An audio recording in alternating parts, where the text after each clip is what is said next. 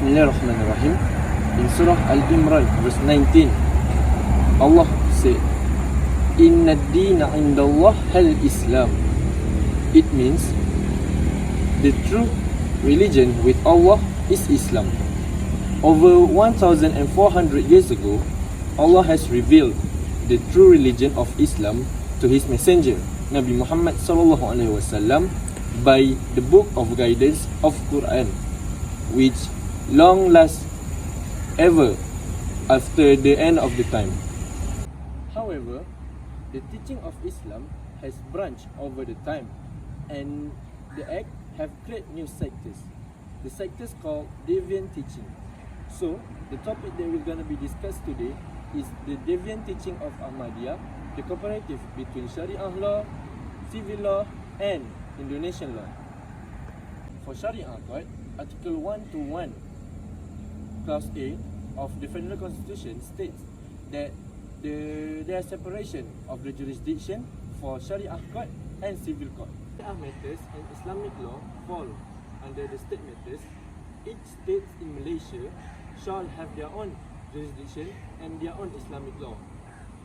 With this existence of the jurisdiction and the Islamic law, each state can enact their own Islamic law regarding to their own perspective and their own needs.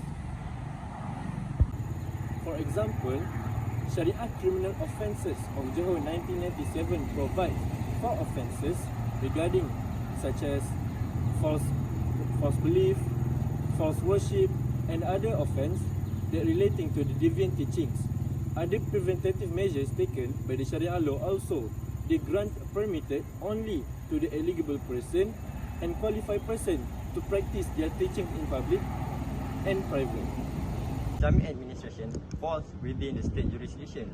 However, there are several preventative civil laws which prevent the spread of deviant teaching.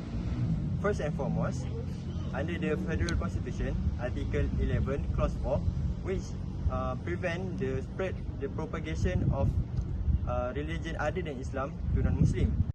As gazetted by the Selangor Fatwa Committee Council, which regard Ahmadiyya teaching as out of Islam.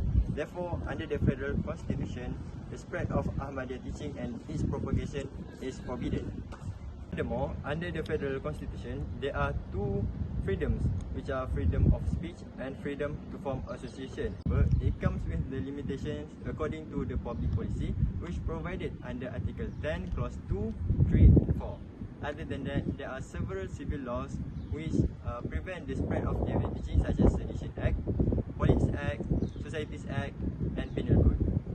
Meanwhile, in Indonesia, the Islamic administration is quite different from Malaysia. In Indonesia, there are Majlis Ulama Indonesia or MUI, which act as an interface between the Indonesian government and the Muslim community. MUI is responsible to give ruling and fatwa regarding to the current issue relating to Islam. For example, in 1984, MUI has regarded the Ahmadiyya teaching as deviant and out of Islam. To conclude, Syariah law, civil law, and Indonesia law all have their own purpose in preventing the spread of the deviant teaching. At last, no matter which form of the law provided, there are always the basic reasoning, which is to protect the pillars of Islam or the maqasid Syariah. Thank you.